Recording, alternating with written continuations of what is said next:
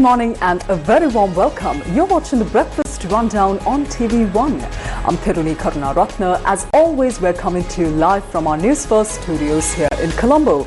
Well, this morning too, we're ready to bring to you details of all the top stories from both here at home and around the world. Stay tuned with us. We have all the news in detail. As always, we start off with news here at home.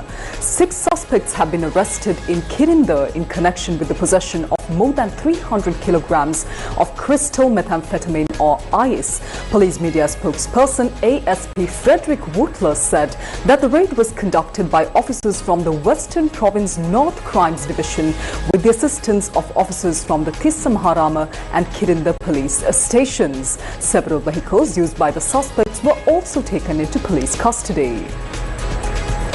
Now, meanwhile, the National Medicines Regulatory Authority or NMRA has announced that an island-wide investigation will be launched into whether pharmacies are selling medicines at the government-fixed maximum retail prices. Chairman of the NMRA, Dr. Ananda Vijayavikrama, stated that maximum retail prices have now been set for nearly 500 varieties of medicines. The new pricing formula was approved recently in Parliament.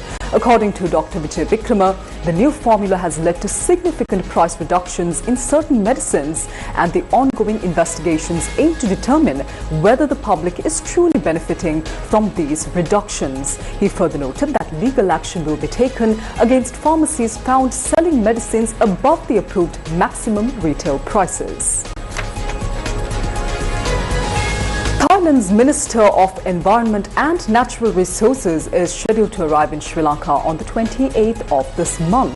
Deputy Minister of Environment Anton Jayakudi stated that during the visit, the Thai minister is also expected to inquire into the 2 elephants gifted to Sri Lanka by Thailand.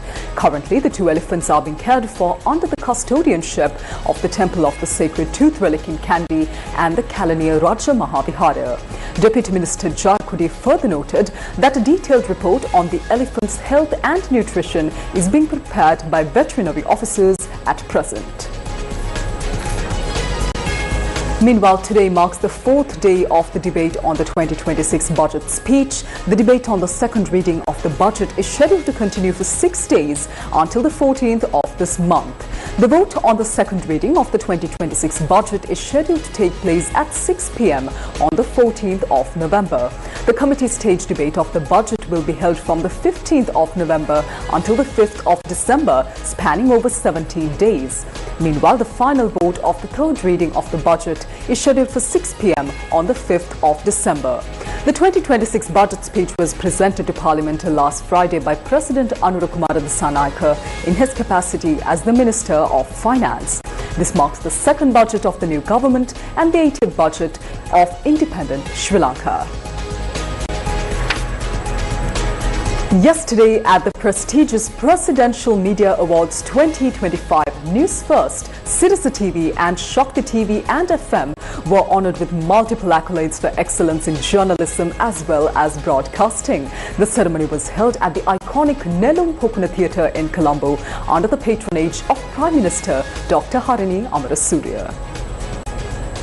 The Presidential Media Awards 2025 was held at the iconic Nellum Pokuna Theatre in Colombo under the patronage of Prime Minister Dr. Harini Amarasuriya, with Minister of Mass Media Dr. Nalinda Jayatissa also in attendance. Awards recognized outstanding contributions in electronic and print media for the year 2023.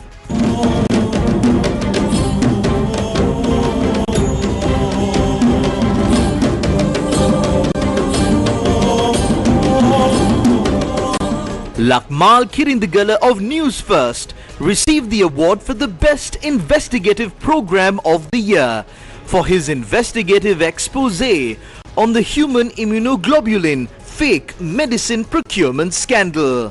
Investigative programs. Television, here's Best Documentary. Now moving on to documentary programs. It's a common category. Sonali Vanigabaduge of TV1 won the award for Best Program Presentation of the Year, English. Awards 2025.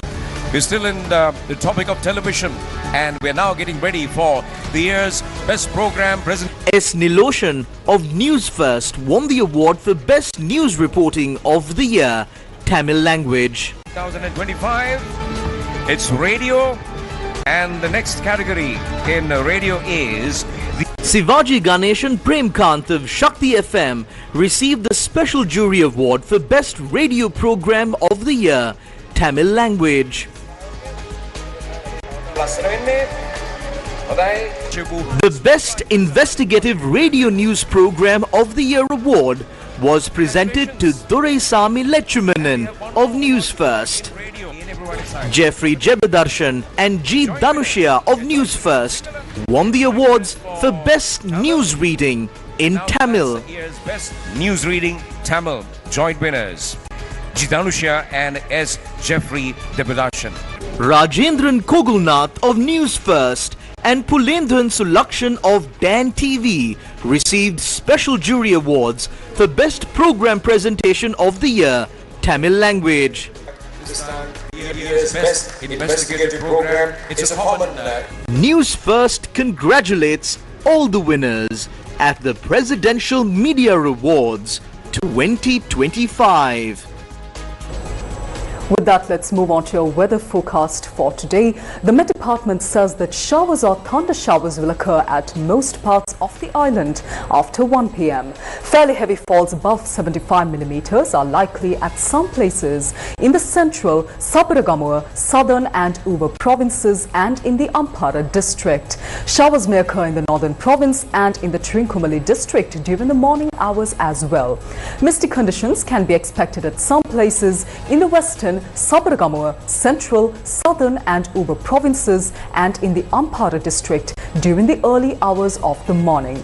And as always, the general public is requested to take adequate precautions to minimize damages caused by temporary localized strong winds and lightning during thunder showers. Coming up next is international news for this morning.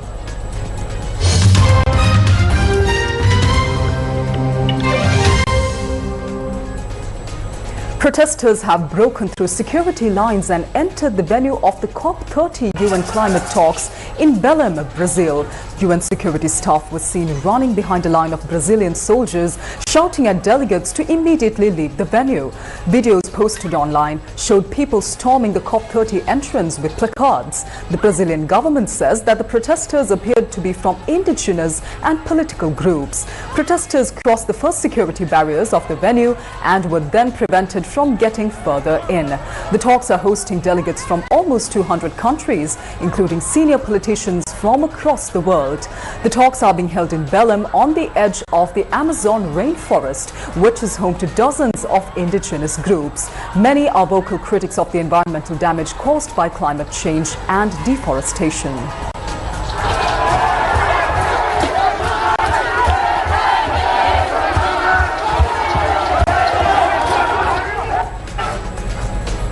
And in more news overseas, the Venezuelan government has said it is preparing its armed forces in the event of an invasion or military attack by the United States. A statement shared by Minister of People's Power for Defense Vladimir Padrino on Tuesday said that the preparations include a massive deployment of ground, aerial, naval, riverine and missile forces, as well as participation of police, militias and citizens units. The announcement comes as the arrival of a U.S. aircraft carrier in the region fuels speculation of possible military action aimed at collapsing the government of Venezuelan President Nicolas Maduro, a long-time U.S. rival. Tensions between the two countries have escalated since the return of U.S. President Donald Trump for a second term in January this year. Coming up next is sports news for this morning.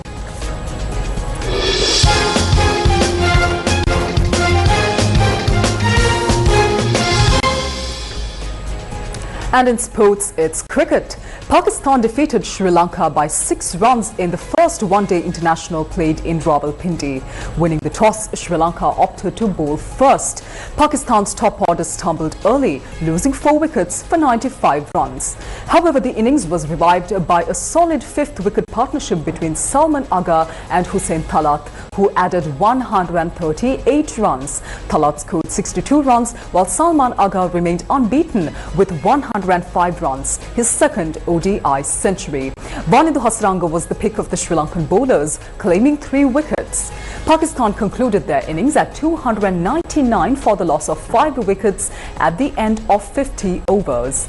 In reply, Sri Lanka's chase began with Pathum Nissanka and debutant Kamil Mishara, who built an open stand of 85 runs. Mishara scored 38, while Nissanka made 29. Kusal Mendu was dismissed without scoring, and Sadira Samaravikrama contributed 39 runs. Captain Charita Salanka added 32 runs to the total. Wanindu Hasaranga displayed all-round brilliance, scoring 59 runs off 52 balls, the highest for Sri Lanka. Haris Rauf was outstanding with the ball for Pakistan, taking 4 wickets.